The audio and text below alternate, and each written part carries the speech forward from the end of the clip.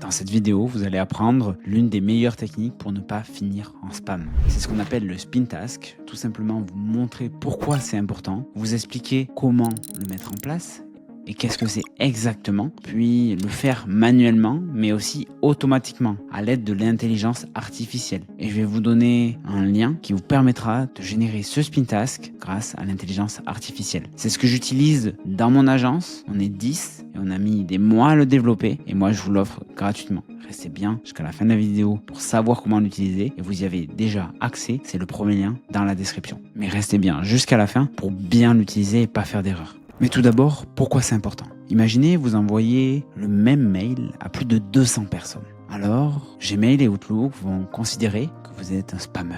Ils vont détecter des similitudes dans ces emails envoyés à différentes personnes et vont comprendre directement que c'est un email de prospection. Donc, ils vont placer ton mail directement dans les spams et au fur et à mesure, la réputation de ton email et surtout de ton nom de domaine va baisser. Et si elle baisse, tu finis de plus en plus dans les spams et tu finis par être blacklisté. C'est ce qu'on appelle un taux de délivrabilité qui chute, car tu tombes de plus en plus dans les spams. Et s'il chute, tes prospects ne reçoivent pas tes emails et donc tu ne génères pas de business. C'est pour ça qu'il faut faire croire que chaque email est unique. Changer les mots, les expressions, les tournures. Simuler une vraie variation humaine, comme si vous prospectez chaque personne individuellement. Et pour ça, on utilise le spin task. C'est tout simplement une technique d'écriture qui ne date pas d'aujourd'hui, qui a été utilisée dans différents domaines, notamment le SEO, le référencement naturel, pour faire varier le contenu, mais qu'aujourd'hui on utilise beaucoup en prospection. On va faire varier la syntaxe. On met toujours des accolades avec des barres au milieu. Bonjour, salut, enchanté. Aléatoirement, ça va choisir une des variables.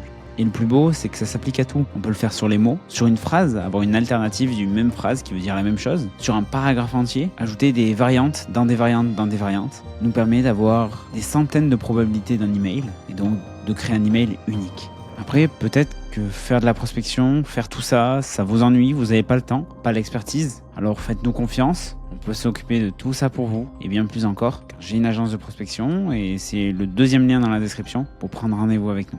Maintenant, tu veux peut-être le faire toi-même. Donc il y a une première technique, c'est de le faire manuellement. Tu écris toi-même des dizaines de variantes à la main avec cette structure qui est très simple, A, B, C, D avec des barres et des accolades. Le problème c'est que c'est très long, les variantes elles vont être limitées, ton esprit a des limites. Il y a un risque de répétition et des erreurs de syntaxe qui sont possibles et tu peux pas le mettre à l'échelle, tu peux pas le faire pour de nombreux mails. Ça va te prendre des heures et des heures qui valent très cher car ta ressource la plus précieuse c'est ton temps. Il y a une deuxième méthode, la méthode automatique. Le but est de rédiger plusieurs centaines de variations en seulement quelques secondes. On va utiliser des structures complexes, presque indétectables par Outlook ou Gmail.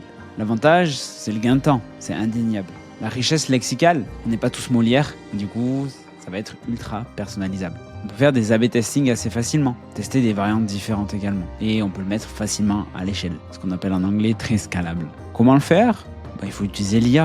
Claude, ChatGPT, Gemini, peu importe, n'importe quelle intelligence artificielle peut le faire. C'est une tâche très simple tant qu'on l'a bien entraîné. Et justement, c'est le moment du cadeau. Je vais vous montrer directement sur mon écran comment je le fais. On se retrouve sur ChatGPT et sur un GPT que j'ai spécialement entraîné pour faire du spin task. Un spin task générateur qu'on a créé chez RB2B, qu'on a affiné pendant des mois et des mois pour faire le moins d'erreurs possible. Vous avez juste à copier votre mail de prospection et appuyer sur Entrée. Il va analyser le ton du mail, les cibles et vous rédiger directement le spin task. C'est très rapide et ensuite il va falloir passer à une phase de relecture tout de même pour tester les variantes dans votre tête pour savoir si ça fonctionne. C'est jamais 100% parfait mais c'est déjà un gain de temps considérable et des fois c'est 100% parfait. Mais ne faites jamais confiance à l'intelligence artificielle à 100%. Prenez le temps de relire un petit peu avant. Mais déjà avec ce spin task qu'on a mis des mois à générer, vous allez gagner des dizaines d'heures par an et surtout vous n'allez plus finir dans les spams. C'est une des techniques qui permet de ne plus finir dans les spams et si vous voulez accéder à ce spin task pour éviter de le créer vous-même